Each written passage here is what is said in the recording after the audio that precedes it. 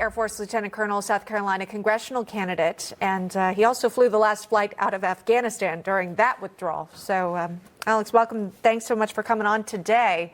Staying in the Middle East region, a region you're familiar with, what do you think about the deal, the chance that it could actually come to fruition? And to our reporter's point, does Hamas know the whereabouts of all of these remaining hostages? Yeah, well, thank you for having me on. Once again, I really appreciate it. I'd say I'm certainly not an expert on the negotiations that are going on there. Absolutely the right move for this, of course. I mean, this from a very basic strategic standpoint, Israel remains to be our most important ally in that region of the world. And Hamas is a terrorist organization. With those two very basic facts in hand, moving towards this deal is absolutely the right move from the president. Not surprising that we're seeing this from President Trump. He is already established a very strong history of being the president who's ending these forever wars. A lot of talk about a Palestinian statehood. One part of the president's 21-point plan is possible Palestinian statehood down the road. The Secretary of State, Marco Rubio, he said the likelihood of that is very slim at this point. Watch. In order for that aspiration to even be credible, it has to be realistic. We can't have a Palestinian state that's governed by Hamas or by some terrorist organization whose stated purpose for existence is the destruction of the Jewish state. That would never work. Until Gaza is governed by people that are not interested in destroying Israel, until there are no security threats emanating against Israel from Gaza, forget about statehood, you're not going to have peace. So peace, that clearly is the point of all of this. They want peace. But how do you ensure that will be the solution here, given, that a lot of these Hamas warriors, you don't really know who they are? Well, this is, I don't think it's something that we in America have been very familiar with in the forever wars that we have been fighting, where the good guys look like the bad guys in that region of the world. And I'll say it again, Hamas is a terrorist organization. Secretary Rubio said the same thing.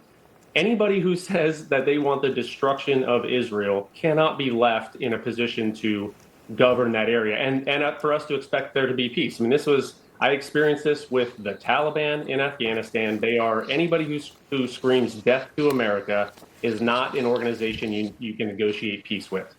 Definitely. Untrustworthy at minimum. Yeah. I wanted to ask you about your congressional race. We've spoken briefly about it, but for our viewers who are tuning in from all across the country, you're focusing in on South Carolina here, the district held by current Congresswoman Nancy Mace, who's running for governor of the state. So what about your race or your candidacy sets you apart from Congresswoman Mace? What about it might you hope to continue?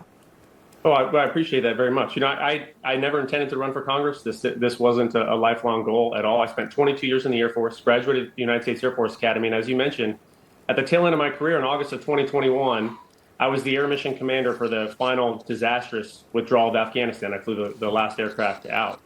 And I witnessed firsthand during that debacle the devastating consequences of career politicians' weak leadership. I mean, that was a preventable disaster made by a president who put politics before the American people.